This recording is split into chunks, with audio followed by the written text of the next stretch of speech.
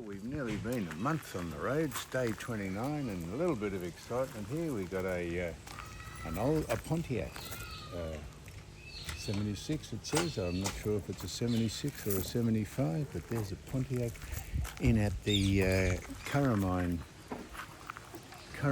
Yeah. Kurrimine Caravan Park. Caravan Park. So that's one of the. I reckon that tows the caravan too. Yeah, and I'll show you another car that tows the vehicle. And down here, I think, is another Pontiac.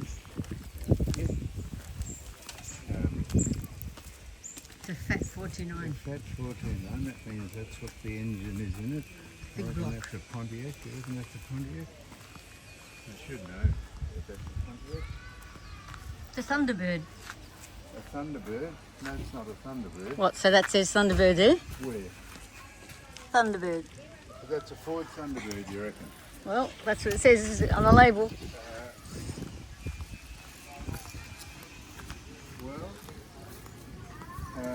All right, you reckon that's a Ford? Thunderbird made Ford, or Ford made Thunderbird, so we'll take that on advisement soon. And over here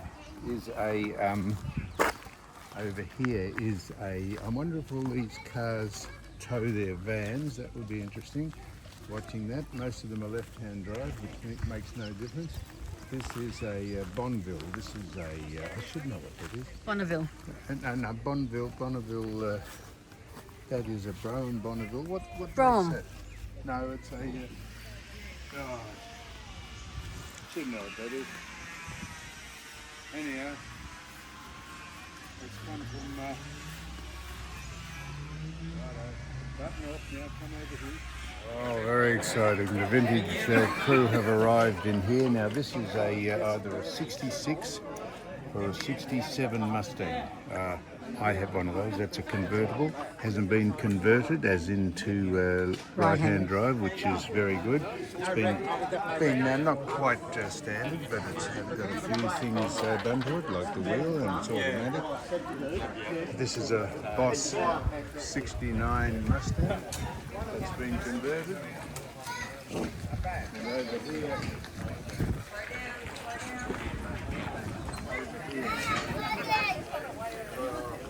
this is a Parisienne. Parisienne, I haven't heard of that. Pontiac Parisienne. I think that's a Pontiac Parisienne. I should know if I'm doing it. And you can see up the road there if you just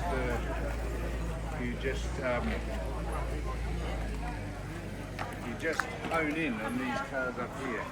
There's a Falcon and another Mustang down there, and there's one driving towards us, which is a hot rod. They're all coming in. And just button off, because around here there is a really old ute, and it is actually towing a caravan. I would like to see that, so we'll show you that. So here's a Ford custom line. I'm tipping that's in the 50s, 59, 58 custom line. But over here, have a look at this. This is a. Is it a Chevy? This might be in the 40s. I don't know, but this is maybe a Chevy. It's a bit hard to tell. He's taken the badges of it. There it is. It's a Chevy. It is a Chevy. And this man, he's towing that caravan. It's a Chevy. Wouldn't that look great on the road? It could. Like to see him winding up through some of the tracks we've been. Like to see him go up to the tip in that, as in up to the top end. Anyhow, this is very exciting here at the Caravan Park. The vintage crew are in, both in car and age. Now we just left Kurrimine, and we were fascinated as we drove by a winery called Murdering Point. Which I felt like murdering you today. Yeah, because we drove past the entrance 3 times and took us 9 kilometres to find an area so I could turn the van around. Anyhow, Murdering Point has quite a history, and I'll tell you why it is synonymous with Kurrimine, because back in the 1870s, the Aboriginals murdered. Oh, really? Well, it's what it says here. Aboriginals were cannibals, and they murdered people here and ate them. And when settlement sort of arrived, they found all the artefacts and clothes and shoes of the people they'd eaten. And it was down here on the coast, on a point, and that point has been renamed, Murdering Point has been renamed Kurrimine, which is where we stayed. Thank heavens the cannibalism is over, or else you would have been an entree. What does Kurrimine mean? Kurrimine means, all right, I'll tell you what Kurrimine means. Rising sun. It means the riser, which is where the tide comes in. You can walk, I don't know what it means. Anyhow, that's the legend of Murdering Point. So I stopped for two reasons: to find out, and so they don't make it out of grapes. They make it out of fruit, which I presume grapes is fruit, but they make it out of fruit, mangoes and lemons and things, and it's alcoholic.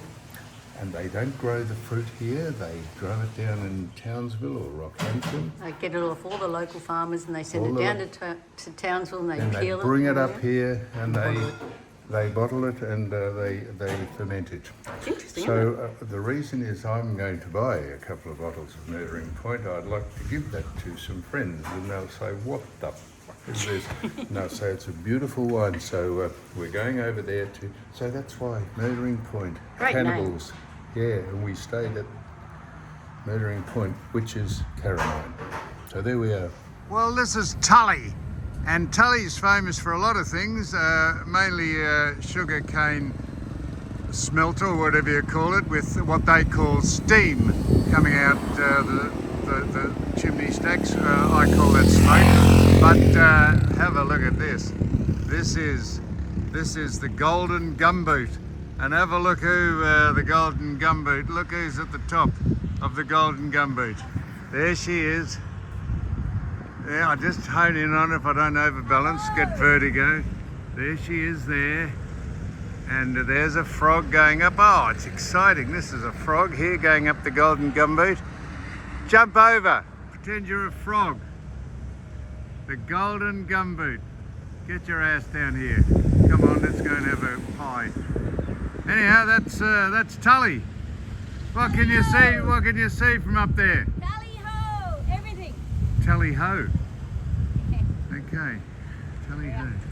Righto, down you come. Let me tell you a bit about Tully and the golden gumboot. Why do you think it's got a gumboot? Because it signifies the rainfall area in the region.